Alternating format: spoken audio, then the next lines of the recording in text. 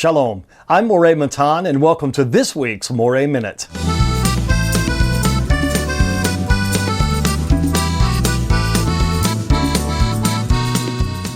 This week's Torah portion is called Shelach, and there are several important things that happen in it that one would normally talk about, including myself. We have the incident with the spies or the scouts that go to scout out the promised land. We have the commandment of tzitzit, the mention of techelet.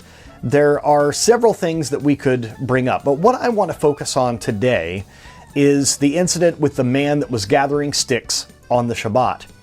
This is the second Shabbat after this command to do Shabbat. The first one, everyone in Israel kept it, but on the second Shabbat after that, this man is caught gathering sticks. And because of that, he is brought before the court and he is executed. Now, there's some interesting things that the rabbis bring down to us in the various commentaries that I'd like to talk to you about today. First of all, in chapter 15, verse 32, where we mention this man, Rashi says that the Torah relates the shame of Israel, that they only kept this first Shabbat as a nation, and then on the second one, this man is violating it. You know, there is an old saying that if all of Israel would keep Shabbat just one time, everyone together, perfectly keeping the Shabbat, the Messiah would come. This is obviously something very interesting to us. Now, this man is gathering sticks and he is killed for it, but is there a deeper reason? There is a commentary in the Talmud and on the Talmud called the Tosafot, and the writers of this are called the Tosafists. They write in the medieval era. And if you're looking at a page of Talmud in Hebrew, it's usually on the left side of the page, just opposite of Rashi's commentary. And they bring up something very interesting. In the Tosafot, in Bava Batra 119b, the rabbis say that this man was actually doing this for the sake of heaven, that there was a very deep and self-sacrificing reason why he was gathering sticks on Shabbat. You see, according to Chazal, the rabbis, the sages of blessed memory, this man began to see that Israel was purposely breaking the mitzvot because they thought they weren't valid anymore. They thought they didn't have to keep God's commandments. After all, they were already told that that generation would not enter the promised land because of the incident with the spies. And so since they thought, well, we're not going to get into the promised land, we guess that these rules don't apply anymore. And so they began to break the commandments that they swore to uphold when they said, we will do and we will hear. And so this man, seeing that, was very troubled. And so he began to gather sticks on Shabbat, knowing what the punishment would be, that he would get the death penalty and that the people would begin to listen up and pay attention because of his death and be convicted to start carrying out the mitzvot again.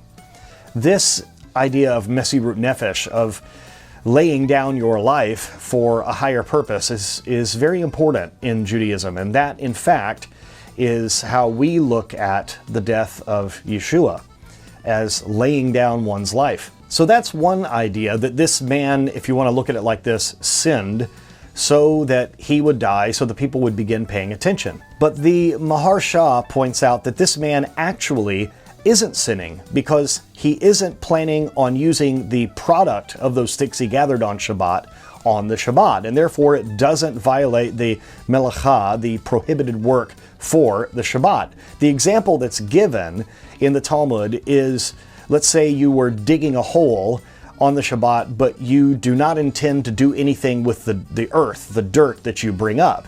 Then in a technical sense, you are not doing forbidden work. So it's interesting that this man gives the appearance that he's breaking Shabbat so that he gets in trouble and so that he is put to death, but he's not actually sinning. That is an interesting twist on this idea. And finally, Rashi and the Talmud in Tractate Sanhedrin 40b say that twice it mentions that they discover this man gathering sticks on the Shabbat. And they mention that in the Jewish court of law, in order to be convicted, especially of a capital crime, you have to be caught doing something you're not supposed to do, then be warned about it, and then you go ahead and continue to do or resume doing that thing you weren't supposed to do after the warning. So it seems as though this man is sort of set on doing this act, this gathering of the sticks on Shabbat. He was warned once and he continued doing it. And maybe that plays into this theory that he intended to lay down his life so that the people would get their act together and start following the Torah again. Now, if this is accurate, this puts a whole different spin on this story. It's not that this man is rebellious. It's that he is going to lay down his life for something he very much believes in, that the people would continue to follow the Torah, that the people would continue to honor the Lord and keep doing those things they promised to do. So in a way, I think it's an interesting parallel to look at this particular man who is gathering the sticks on the Shabbat and is therefore executed for it. He paid the ultimate price so that the people would wake up and begin to follow God again. That, my friends, is something that is so deep that it's hard for me to even wrap my head around, that someone is willing to lay down their lives. We must remember that Yeshua himself said, there's no greater love than one who lays down his life for his friends. I don't know that you or I will ever be called to make that ultimate sacrifice, but it is something that we must be willing to do for the God of Israel, for our fellow man, maybe even for your nation. I appreciate you sharing with me this week once again for the Moreh Minute. I am Moreh Matan, and if you'd like to study with me, you can go to kosherpastor.com and sign up for the Kosher Pastor program there. If you are African or of African descent, we have a special program called Uri, where we are trying to build a bridge from Africa to Zion, and we are trying to build the bridge between our African brothers and sisters and our African American brothers and sisters. So you can go to af.shuvu.tv and even apply for a scholarship there. If you'd like to apply to the larger yeshiva where I graduated and received my ordination as a Moreh Torah, you can do that by visiting shuvu.tv. Many thanks to you. I pray God's blessings upon you in this week of Shelach. Be willing to be sent out on a mission for the Most High. Shalom and Kol Tuv.